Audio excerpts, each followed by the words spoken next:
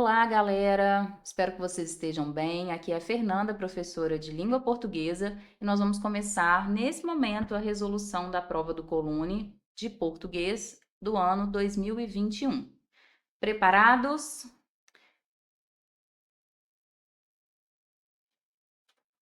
A prova de 2021, bem como em todos os anos do Colune, vocês vão observar isso, ela começa com um texto. Às vezes, um texto retirado de um livro que foi cobrado pelo Colune, ou então para fazer uma intertextualidade com algum trecho, ou com algum livro, com algum conto ou crônica que foi cobrado pela banca do Colune, que foi o que aconteceu aqui nessa prova de 2021. Esse texto, Sonho Imigrante, é um poema de Fernando Bran e do Milton Nascimento, e diz o seguinte: a terra do sonho é distante e seu nome é Brasil. Plantarei a minha vida debaixo de céu anil. Minha Itália, Alemanha, minha Espanha, Portugal, talvez nunca mais eu veja minha terra natal. Aqui sou povo sofrido, lá eu serei fazendeiro, terei gado, terei sol. O mar de lá é tão lindo, natureza generosa, que faz nascer sem espinho o milagre da rosa. O frio não é muito frio, nem o calor é muito quente, e falam que quem lá vive é maravilha da gente. Vamos então para a questão número 1. No livro A Menina que Fez a América, livro cobrado pela banca, de Ilka B. Laurito, e no poema Sonho Imigrante, de Fernando Bran e de Milton Nascimento, é incorreto afirmar que retratam em síntese. Incorreto. Lembrando que aqui está acontecendo, o que eu já falei anteriormente, uma intertextualidade. São dois textos que tratam de um mesmo tema. Letra A. O ponto de vista do imigrante. Sim, isso aqui nós vemos acontecer tanto no poema quanto no livro. Para quem leu o livro, vocês devem ler o livro conta a história da Fortunatella e da sua família que moravam no sul da Itália.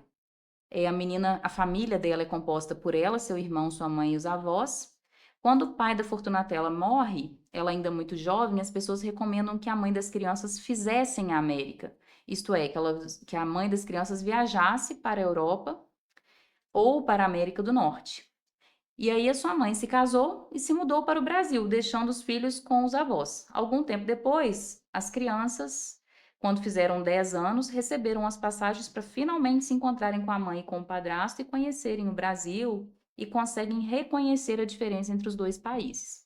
Esse sonho imigrante que nós vemos no livro da menina que fez América, nós também conseguimos perceber no poema. Então, sim, é o ponto de vista do imigrante, letra A está certa.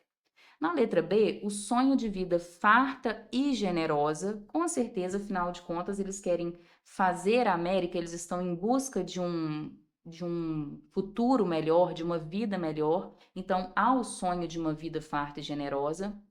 Na letra C, a situação de poucos europeus. E aqui, olha, a gente vê o porquê que essa questão está errada. Não é a situação de poucos europeus, é a situação de muitos europeus, tanto no poema quanto no livro. Vamos ver aqui, eu vou provar para vocês lá no poema, quando ele diz assim: minha Itália, Alemanha, minha Espanha, Portugal, talvez nunca mais eu veja minha terra natal. Nesse ponto do poema, quando ele se refere à Itália, Alemanha, Espanha, Portugal, a gente percebe que ele está falando de uma Europa de forma geral, ele está generalizando. Então não é só dele que ele fala.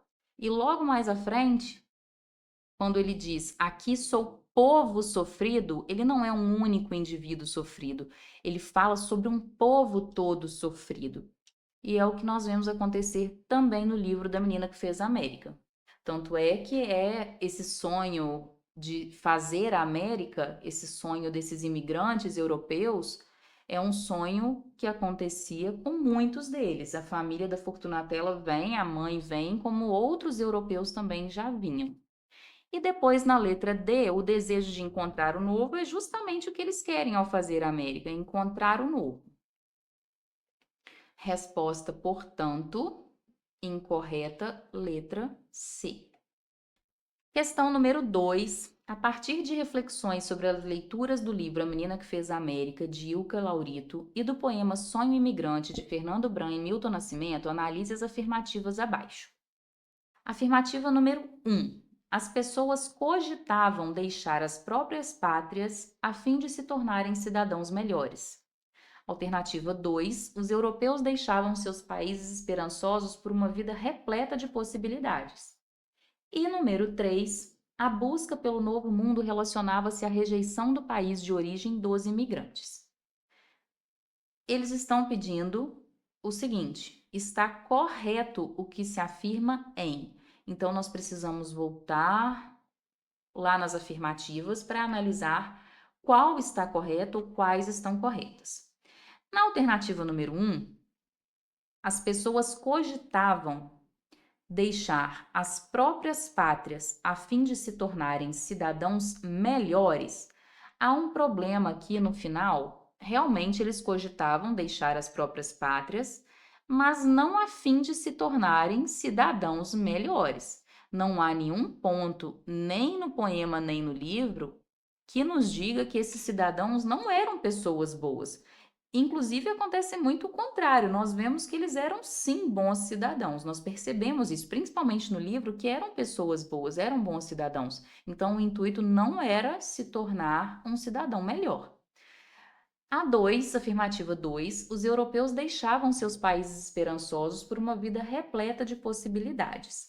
Sim, era justamente isso que eles estavam fazendo. Aqui, toda alternativa, toda afirmativa está correta, porque os europeus estavam deixando seus países com esperança.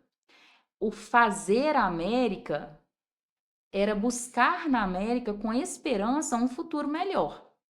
Então, nós temos a 2 correta.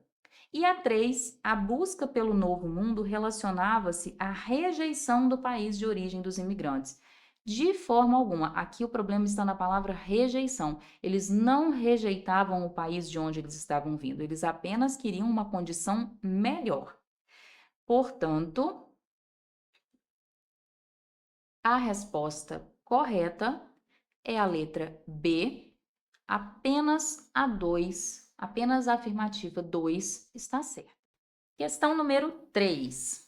Predominantemente, o livro A Menina que Fez a América, de Ilka Laurito, narra a infância de Fortunatella. Marque a alternativa incorreta quanto às características presentes nessa fase da vida da narradora. Então, nós vamos marcar a alternativa incorreta presentes nessa fase, no caso aqui, na infância da vida da narradora. Letra A. Religiosidade como prática diária. Sim, nós vemos muito a religiosidade durante a narrativa, durante todo o livro. Depois, a tradição familiar versus a tradição da comunidade. O tempo todo ela narra sobre as tradições da sua família e as tradições da comunidade onde eles viviam. Na letra C, uma contação de histórias como ação familiar. Também ocorre essa contação de histórias. O tempo todo eles narram histórias da família. Agora, o que não acontece, e aí quem lê o livro de cara saberia responder, o que não acontece é um convívio diário com a miséria. Eles não têm esse convívio diário com a miséria. Então, a resposta, letra D. Questão número 4.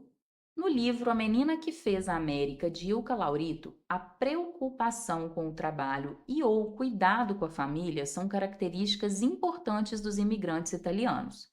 Identifique nos excertos abaixo que melhor justificam essa afirmativa. E aqui nós vamos procurar nesses excertos abaixo aqueles que demonstram, pela parte da menina, uma preocupação com o trabalho ou com o cuidado com a família. Apenas isso.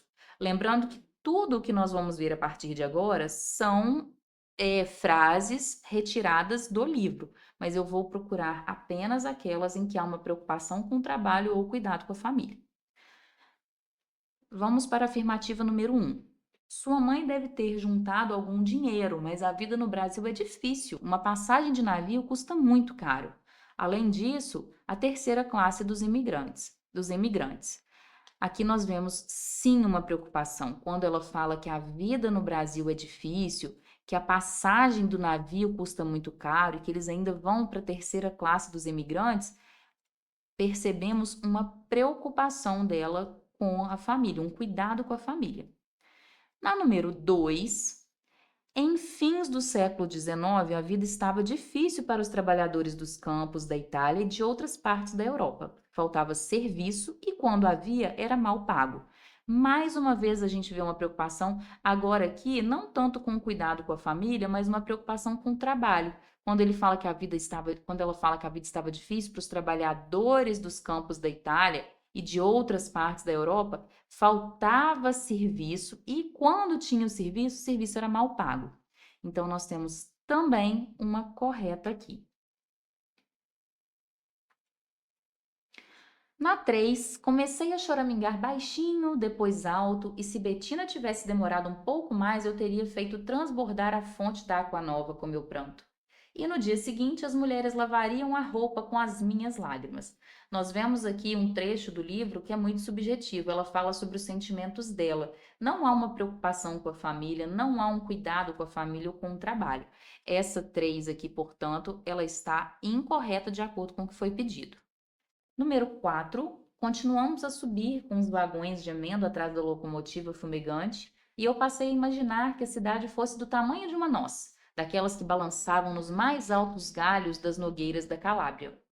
Mais uma vez, não percebemos nenhuma preocupação da menina, nem cuidado com a família, nem preocupação com o trabalho. Aqui ela apenas fala do sentimento que ela tinha quando ela começou a imaginar como a cidade era.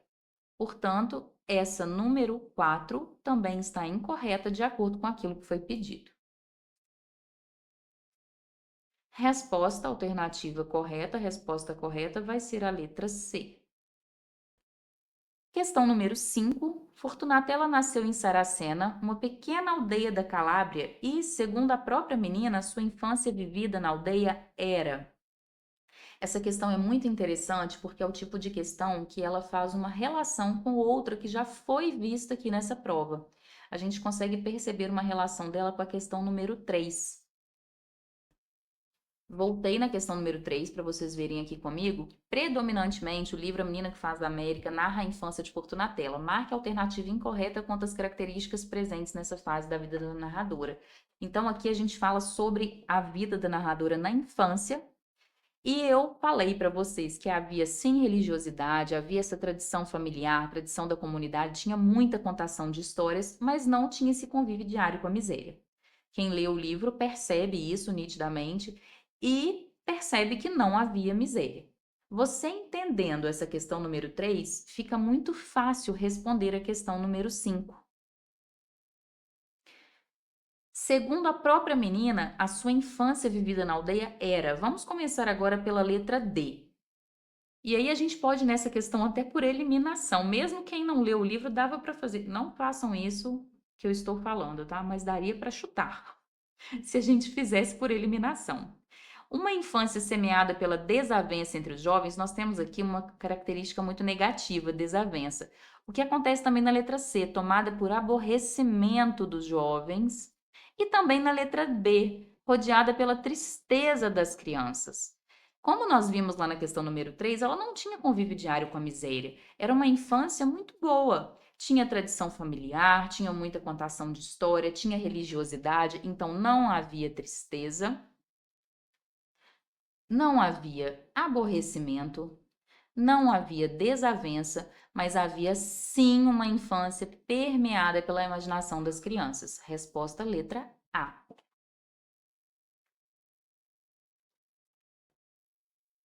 Questão número 6. Leia o trecho a seguir. Então, Fortunatella descobriu das almas? E quando eu lhe contei o que havia achado, ela deu uma risadinha marota, como quem já sabia de tudo. Que tal passar uma porção dessas coisas para mim? Assinale a alternativa que não tem o mesmo valor semântico que o termo destacado no trecho acima. Galera, valor semântico é o valor de sentido. Então, qual alternativa, qual palavra abaixo, letras A, B, C e D, não tem o mesmo sentido que o termo destacado no trecho acima? O termo destacado no trecho é o termo marota. Toda vez que vocês verem uma questão desse tipo, que pede o sentido de uma palavra, eu sugiro que, principalmente para quem não conhece a palavra, vamos supor que vocês não saibam o significado de marota. Leiam novamente e entendam em que contexto essa palavra está. Quando ela fala que a menina deu uma risadinha marota, coisa ruim não vai ser, né? Porque se a menina está rindo, não é ruim. E aí ela fala assim, olha, se é uma risadinha marota, o maroto é um adjetivo, tá dando uma característica para essa risadinha. E ela fala como quem já sabia de tudo. Ou seja, ela riu de forma marota, como quem já sabia de tudo. Vamos ver, portanto, as alternativas. Ela diz que essa risadinha, ela é travessa. Sim, ela pode ser uma risadinha travessa. Se ela já sabia de tudo, ela é travessa. Ela diz que essa risadinha ela é brejeira. Ah, eu não sei o que é brejeira, então eu vou deixar essa alternativa para depois, porque o travessa ele é mais fácil do que o brejeira. Então vou deixar para depois. Na letra C, ela diz que a risadinha foi zombeteira. Eu não sei o que é zombeteira, mas eu imagino que venha da palavra zombar, e é isso mesmo. O que que é zombar? Zombar é tirar sarro, tirar onda, é um indivíduo cheio de esperteza. Então, sim, ela zomba com a risadinha dela. E por fim, ela fala que é uma risadinha desconfiada. Mesmo que vocês não saibam o significado de brejeira, eu tenho certeza que vocês sabem o significado de desconfiada. E aí, queridos alunos, vocês vão ver que essa risadinha, ela pode ser marota, ela pode ser travessa, ela pode ser zombeteira, mas desconfiada ela não pode ser. Então, desconfiada, ele é o único que está destoando das outras. E aí eu já falo com vocês o significado de brejeira, que é brincalhão, é alguém que está sempre zoando com os amigos. Então, brejeira está certa. A única que destoa de todas as outras é o desconfiada. Ela não é desconfiada. O maroto é um adjetivo que caracteriza o indivíduo cheio de manhas, de esperteza. Então, desconfiada não encaixaria. Então, a alternativa que não tem o mesmo valor semântico de marota é a letra D, desconfiada. Questão número 7. Considere o fragmento. E ele respondia com ar misterioso. Não sei, Fortunatella, ainda não acabei de contar. Aí ele me falava que as estrelas, como as pessoas aqui na Terra, também não gostavam de viver sozinhas. Por isso, agrupavam-se em constelações, muitas delas com nomes de bichos terrestres: águia, urso, touro, cão. No fragmento apresentado, a expressão destacada refere-se a expressão destacada nesse fragmento é muitas delas. E eles estão perguntando aqui ao que o muitas delas está fazendo referência. A dúvida pode ser que seja entre estrelas e pode ser que seja entre constelações. Essa muitas delas estão se referindo às estrelas ou está se referindo a constelações? Então vamos analisar. Por isso, agrupavam-se em constelações. Muitas delas, eu vou continuar a leitura aqui para entender o que são essas muitas delas. Muitas delas com nomes de bichos terrestres: águia, urso, touro, cão. O que é que tem nomes de bichos terrestres? As estrelas ou as constelações? Com certeza são as constelações. Águia, urso e touro são nomes de constelações. E aí, a resposta vai ser a letra B, constelações. Vamos voltar lá para ver por que não pode ser nem pessoas e nem noites. Aí ele me falava que as estrelas, como as pessoas aqui na Terra, também não gostavam de viver sozinhas. Por isso, agrupavam-se em constelações. Aqui, gente, não são as pessoas que têm nomes de bichos terrestres, né? Até porque, se fosse nome de pessoas, estaria aqui com letra maiúscula. Então, com certeza, não são pessoas e também não são noites, até porque nem tem a palavra noites nesse trecho. Resposta letra B. Vamos começar agora a questão número 9. A questão número 8 foi anulada pela banca, por isso que pulamos para a 9. O uso das diferentes grafias dos porquês fundamenta-se nas relações sintático-semânticas e se constituem na escrita como marca de efeito de sentido. Com base nessa informação, assinale a alternativa correta em que está presente a relação de causa e consequência. O porquê, ou os porquês, aparecem com diferentes sentidos dentro da gramática. Aqui, e eu tenho certeza que vocês já estudaram todos eles. Nessa questão, eles pedem uma relação de causa e consequência. Então, mesmo que você não se lembre do estudo do porquê ou dos porquês, você vai procurar entre as alternativas aquela em que há uma relação de causa e consequência. Ou seja, em que o meu porquê ele pode ser substituído, por exemplo, pelo pois, ou pela expressão visto que, ou pela expressão uma vez que, sem perda de sentido. Letra A. Eu, dentro de mim, achava que a vovó deveria abrir a porta e explicar ao monge o que acontecera, mas ela sentiu vergonha. Não sei por quê. Vocês percebam que aqui o porquê aparece no final da frase, até por isso que ele é acentuado, e ele pode ser substituído pelas expressões por qual razão, por qual motivo. Então, ela sentiu vergonha sem saber qual a razão, qual o motivo. Ele substitui aqui um substantivo. Então, não há uma relação de causa e consequência. Na letra B, um dia a vovó Catarina me disse que possivelmente iria demorar porque ia à igreja, não a de San Leone, o padroeiro da cidade, mas a de Santana na Cidade Baixa. Aqui sim, queridos, nós percebemos que há uma relação de causa e consequência. Qual que é a causa? A vovó, ela ia à igreja lá na Cidade Baixa. Ela não ia à igreja que ela estava acostumada a ir, habituada a ir, que era a igreja de São Leone, porque provavelmente era uma igreja mais próxima. Ela ia à igreja na Cidade Baixa, que era uma igreja mais distante. E aí, consequentemente, ela iria demorar. Então, nós temos aqui uma relação de causa e consequência. Poderia substituir dizendo que a vovó Catarina me disse que possivelmente iria demorar, pois ia à igreja, não a de São Leone, o padroeiro da cidade, visto que ela ia à igreja, não a de São Leone, o padroeiro da cidade, mas a de Santana, na Cidade Baixa. Já sei que a resposta é a B, vamos conferir as outras. Letra C. Só porque, fazendo cócegas no seu nariz, ele tinha uma vassoura de pelos que eu, por ter nascido menina, nunca teria? Esse só porque é por esse motivo, por esta razão, também não há uma relação de causa e consequência. Na letra D. Ia fazer promessa. Não lhe perguntei qual era, porque promessa é segredo que só se conta a Deus e aos santos. Mais uma vez, aquele uso porque agora também não está mostrando uma relação de causa e consequência, mas justificando a razão da promessa. Eu não lhe perguntei qual era, porque promessa é segredo que só se conta a Deus e aos santos.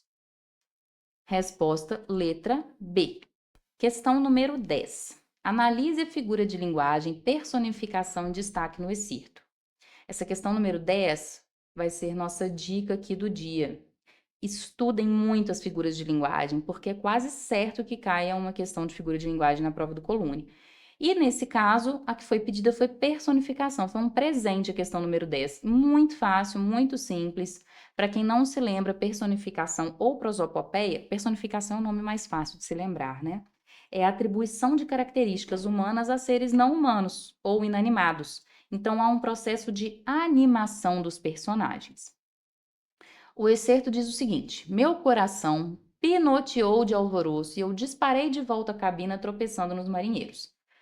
Pinotar, aqui o pinoteou, pinotar, é uma expressão informal que é o mesmo que pular, saltar de alvoroço, de alegria. Então, o coração pulou de alegria. Sabemos que coração é um ser inanimado, então é impossível que um coração pule de alegria, que um coração salte de agitação.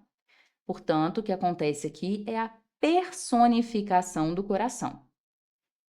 Na questão, diz o seguinte: considere as afirmativas que apresentam a mesma figura de linguagem identificada no excerto. Ou seja, eu vou identificar aqui em quais delas ou em qual delas aparece também um caso de personificação. A primeira, suas mãos grandes, quentes, calosas, mãos de quem mexia na terra, mãos enraizadas no solo. Nós temos aqui mãos e enraizadas. E aí vocês podem até pensar assim: ah, mas mão não é uma pessoa. Mas enraizada não é característica humana. Então não há uma personificação aqui, porque estar enraizado não é característica humana. Portanto, a primeira é falsa. A segunda, aí ele falava que as estrelas, como as pessoas aqui da Terra, também não gostavam de viver sozinhas. Agora sim, estrelas, também seres inanimados, mas gostar ou não gostar de viver sozinho é uma característica humana. Aqui há um processo de animação da estrela. Essa é verdadeira. Próxima. E a noite ficou presa entre meus dedos, silenciosamente adormecida até o alvorecer. Nesta daqui, nós estamos falando da noite. A noite ficou silenciosamente adormecida.